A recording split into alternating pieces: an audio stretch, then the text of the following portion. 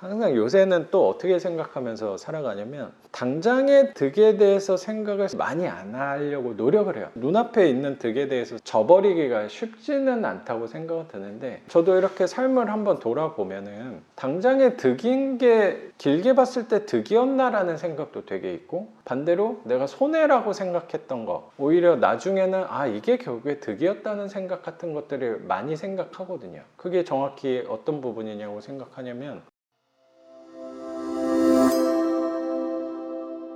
잔금을 낼 수 있는데 다 써버리면 한동안은 절약하면서 살아야 되고 위축되는 게 좀 있잖아요. 그렇죠. 할부로 취득세 내면서 살아야 되는 상황도 있을지도 모르겠는데, 나는 가는 이유가 그거를 해놓으면 결국에 해결이 되잖아요. 일단 벌려놓으면 수습은 나밖에 못하잖아. 이거 누가 해? 내가 해야지 뭐. 이자 내가 내는데. 그렇죠. 게으른 사람이잖아. 게으른 사람인데 나를 움직이게끔 해주는 아이 아니야. 맞아요. 얘 덕분에 지금 온 거 아니야? 원래 씻지도 않고 다니는 사람이?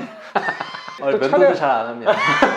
차려입고 나오는 일이 얘 때문에 또 벌어진, 어쩌면 빚 때문에 선생님이 더 게을릴 수도 있는데 더 부지런하게끔 만들어준 거라는 생각도 저는 있어요. 게으르기 때문에 이걸 선택한 것 같기도 해요. 나도 마찬가지예요. 한편으로 내가 갖고 있는 빚에 대해서 되게 두렵다는 생각이 당연히 드는데, 이 빚 덕분에 어쩌면 나도 계속 움직이는 것 같아요. 선생님이 아까 가볍게 농담처럼 말씀하셨던 게 이제 뭐 가만히 있어도 되는 거 아니야? 어쩌면 그런 면이 맞을 수도 있는데, 빚에 대해서는 뭐 우리는 좋은 빚이라고 생각은 하지만 빚은 사실 양날의 검이잖아. 그렇죠. 금리가 지금 계속 올라가서 더 올라가기가 쉽지는 않겠지만, 계속 이게 한도 끝도 올라가기는 쉽지는 않겠지만 사실 또 모르는 거 아니야. 그 두려움을 준비하는 하나씩 또 하는 이유가 그 부분도 있지 않을까 생각도 들어요. 내 안에 깊숙한 곳에 이 두려움 때문에 움직인다는 생각도 되게 있고요. 나도 두려움이 있으니까. 아시겠지만 겁이 진짜 많은 사람이잖아요. 겁이 많은 사람이 대출을 몇십억씩 갖고 있기가 더 힘들잖아요, 사실.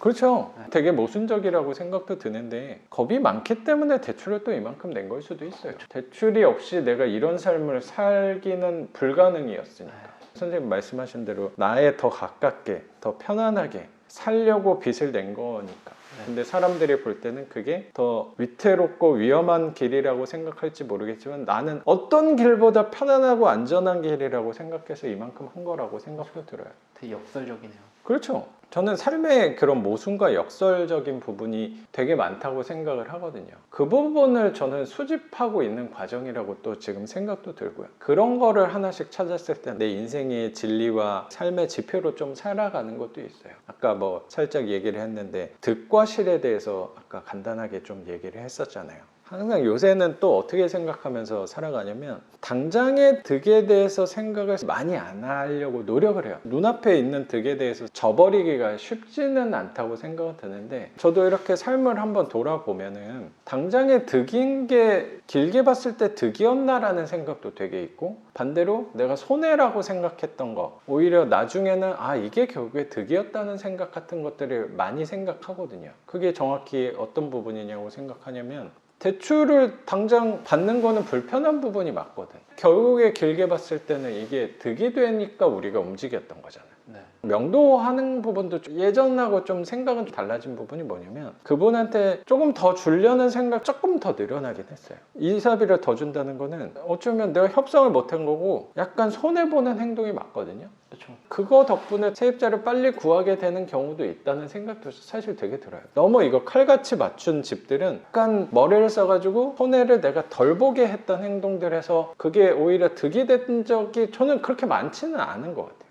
그런 계산에 있어서 어떻게 생각하실지 모르겠는데, 선생님 전에 하셨던 사업을 가끔 단어를 사업이라는 단어보다 장사 이렇게 표현을 한 적이 있었던 것 같아서, 장사꾼이라는 마음으로는 삶에 대해서 접근을 좀 덜 하고 있어요. 지금은 오히려 손해보자라는 생각이 조금 더 컸어요. 이것도 모순적인 역설적인 거잖아요. 근데 지금 손해보는 게 결국에 또 득이 되는 것 같다는 생각이 요새는 조금 많이 드는 것 같아요. 득실도 비슷한 것 같은데, 이 삶에서 우여곡절들이 좀 있잖아요. 좋은 일, 그 좋은 일이 과연 돌아봤을 때 좋았던 일인가를 생각해보고, 반대로 내가 안 좋았던 일, 힘들었던 일, 그게 돌아봤을 때 진짜 안 좋았던 일인가를 생각해 보면서 여기랑 연관이 된다고 생각이 들었어요. 제가 많이 써먹는 얘기긴 하지만 좋았던 일은 어쩌면 그거는 회사 취업, 뭐 내가 지금 당장 받는 연봉 이만큼, 뭐 월급 이만큼, 이건 사실 되게 달콤하고 좋음이잖아요. 근데 그게 길게 봤을 때는 그게 보통의 직장인들, 월급쟁이들을 가둬버리는 독이 될 수도 있다는 생각. 그것도 어떻게 보면 나는 연관성이 있는 것 같고, 내 나름에서 좋은 회사를 들어갔는데 그게 월급이 안 나오네? 굉장히 끔찍한 일이잖아요. 근데 그거 덕분에 나는 다른 거를 볼 수 있었던 거잖아요, 어떻게 보면.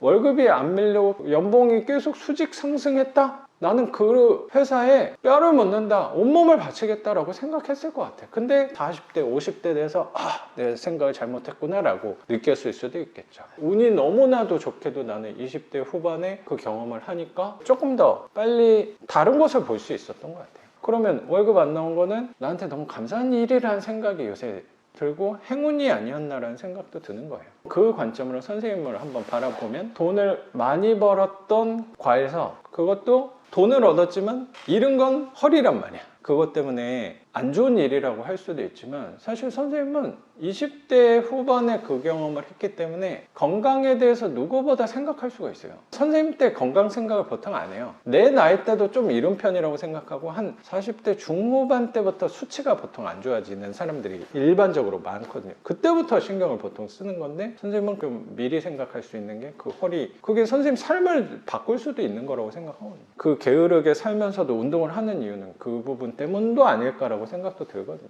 자, 선생님 말씀대로 선생님이 회사에서 승승장구하셨으면 인생이 그렇죠. 바뀌었을 수도 있겠네요. 아유, 당연하죠. 난 회사에서 생활을 되게 잘하는 편의 사람이거든요. 그러니까 일을 잘하는 사람이 아니고 비위 맞추고 윗사람 말을 난 되게 잘 듣는 사람이에요. 그렇기 때문에 아마 웬만한 거 아니면 어느 정도 위치는 나는 갔을 것 같아요. 뭐 임원까지는 몰라도 그래 높은 직급까지는 갔을 것 같거든. 어떻게든 버티면서 스트레스는 받았겠지만 생활을 했을 것 같거든. 근데 월급이 위태로워지면 이거 생각할 필요가 없을 수도 있는 거지.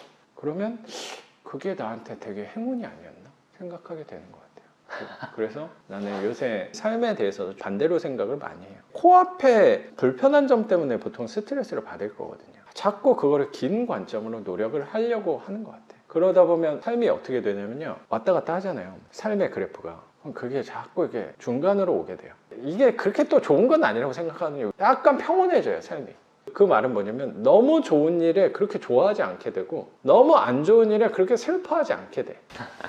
근데 이러면 아주 안 좋은 게 뭐냐면 약간 감흥이 좀 없어져요. 그거가 또 놓치는 게 요새는 아쉽다는 생각도 있는데 요새는 그게 더 좋더라고요. 그냥 평온한 것 자체가. 그렇죠. 삶에 이슈와 이벤트가 없어서 평온하다기보다 똑같은 일이 벌어져도 옛날하고 대하는 마음 자체가 좀 달라요.